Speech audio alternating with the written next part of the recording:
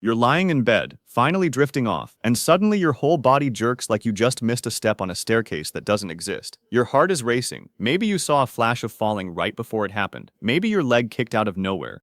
It's happened on trains, in meetings, on couches during a nap, always right at that fuzzy edge between awake and asleep. So what is actually happening in your brain in that exact half second? Turns out there's an ancient alarm system involved, one that's misreading a totally normal shift in your body. This is the real reason your body jerks right before you fall asleep. I'm that Oz, and here's what makes it strange. This isn't some rare glitch that only happens to you. It's one of the most common experiences in human sleep, and almost nobody can explain it. Ask around, and you'll get shrugs, guesses, maybe a joke about your body glitching, but the real question isn't just what happened. It's what your brain believed was happening in that instant, right before the jolt hit. Something convinced it, even briefly, that you were in danger. Nothing dangerous occurred, yet your nervous system reacted like it did. That gap between what actually happened and what your brain thought happened is where this mystery lives, and the explanation traces back further than you'd expect. Here's what's actually happening in that half second, and it starts before the jerk, not during it. The moment you begin drifting off, your muscles start to relax on purpose. This is not a malfunction. It is your body doing exactly what it is supposed to do at the edge of sleep. Your muscle tone drops, your posture loosens, your grip on the world softens. This process even has a name in sleep science, sleep atonia, and it happens every single night to every single person. Without it, you could not fully rest. So far, nothing strange is going on. Your body is simply letting go. But here is where the timing gets tricky. That release of muscle tone can happen fast, sometimes faster than the rest of your nervous system expects. Picture two employees working the same shift. One clocks out the second the whistle blows. The other is still finishing paperwork, unaware their coworker already left the building. For a few seconds, there is a gap between what one system has done and what the other system believes is still happening. That gap is the entire story of the hypnic jerk. Inside your brainstem sits a structure called the reticular activating system. Its job, among other things, is to help regulate your transitions between being alert and being asleep. Think of it as a dimmer switch, not an on and off button. Ideally, it lowers your alertness gradually, matching the pace of your muscles relaxing. But this dimmer switch does not always move at an even, steady pace. It can slow down unevenly, lagging in short bursts rather than descending smoothly. So while your muscles are already halfway into sleep mode, this monitoring system is still running on slightly older information, like a delayed newsfeed, reporting on something that already changed. Now bring in the second player in this story, an ancient reflex system responsible for one very specific job across your whole life. Whether you are awake or asleep, it constantly tracks your body's position and stability. Are you upright? Are you steady? Are you supported? This system does not care whether you are conscious of it working, because it never really switches off. It is the same background system that makes you catch yourself when you trip on a curb, before you even consciously register that you stumbled. It reacts faster than thought.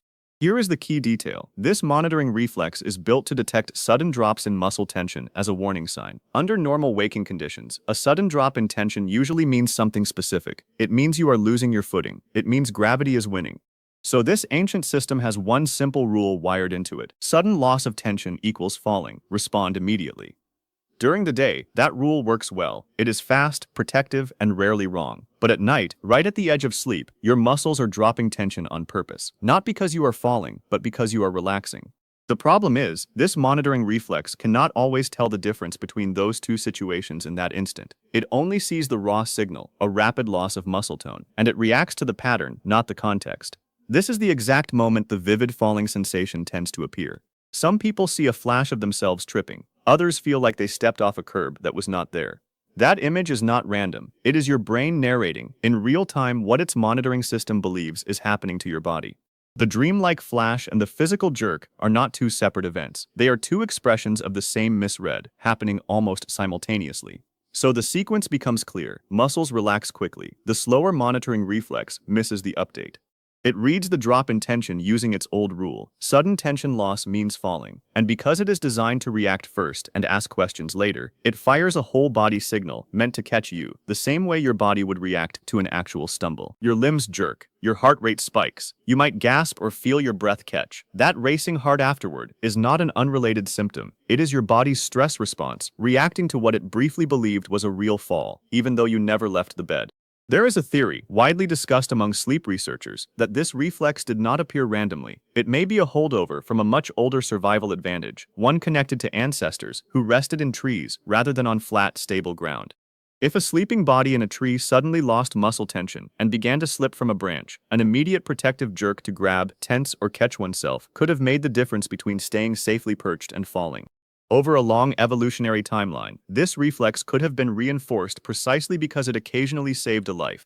This would explain why the movement is not random twitching, but often looks like a bracing motion, arms tightening, legs kicking, as if catching a step, the whole body behaving as though it is stopping a fall already in progress. It is not confusion.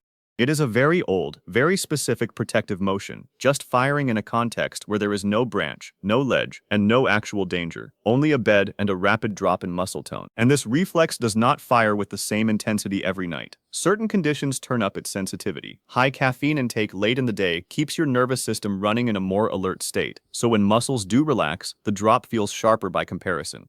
High stress keeps your baseline arousal elevated, meaning your monitoring system is already primed to detect threats. Reduced or fragmented sleep the night before leaves your nervous system more reactive overall. On these kinds of days, the mismatch between fast relaxing muscles and a lagging on-edge monitoring system becomes more pronounced, which is why the jerk can feel stronger or happen more than once. So if this reflex is ancient, automatic, and mostly harmless, does that mean you're stuck with it? No say in the matter at all. Not quite. There's no button that shuts off this monitoring system. It's been running since long before you were born, and it will keep running long after tonight. But there is one thing you can influence, and it happens to be the exact thing that triggers the misread in the first place: the speed of the drop. Remember, the whole problem starts because your muscles let go of tension faster than your brain's monitoring system expects. It's not the relaxing itself that causes the jerk, it's the abruptness. A sudden drop reads as danger, a gradual decline reads as normal. So if you can slow down how quickly your body crosses that threshold, you're not fighting the reflex, you're just giving the slower system enough time to keep pace with the faster one. Think about what usually happens right before bed for a lot of people. Bright screen light, a fast-paced show, scrolling through messages, maybe replying to one last email, then suddenly, lights off, head on pillow, expecting sleep. That's not a transition, that's a cliff edge. Your nervous system was fully alert one moment and is being asked to shut down completely in the next. No wonder the system watching your muscle tone gets caught off guard. A slower entry point changes that shape entirely. This doesn't require anything elaborate. Roughly 10 minutes before you intend to sleep, dim the lights around you. Not off, just dim. Lie down or get physically still in whatever way is comfortable. Then, slowly, consciously, let tension drop through your body in stages. Start at your forehead and jaw. Let your shoulders drop. Loosen your hands. Work down through your chest, your legs, your feet. You are essentially walking your own nervous system down a staircase, instead of letting it fall down one. This matters because gradual muscle relaxation gives that ancient monitoring reflex time to track the change happening in real time, rather than being handed a sudden drop it has to interpret in a fraction of a second. You're not eliminating the system's job, you're just making its job easier. And here's the reframe worth sitting with. That jolt was never a sign that something was wrong with you. It was an old, protective system doing exactly what it was built to do, just reacting to a modern setup, a mattress, a couch, a train seat, that it was never designed to recognize.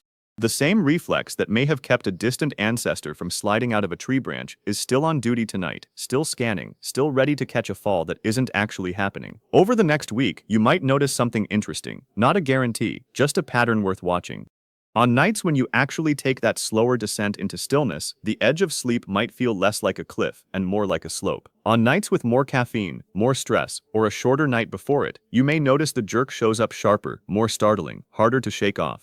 That contrast itself is informative. It's your own nervous system showing you the mechanism in action, live, without needing a lab or a sleep study to prove it. This video was never going to make hypnic jerks disappear completely. They're a normal part of how the human nervous system transitions into sleep, and occasional ones are expected even for people who wind down perfectly every night. But the jolt doesn't have to feel mysterious anymore.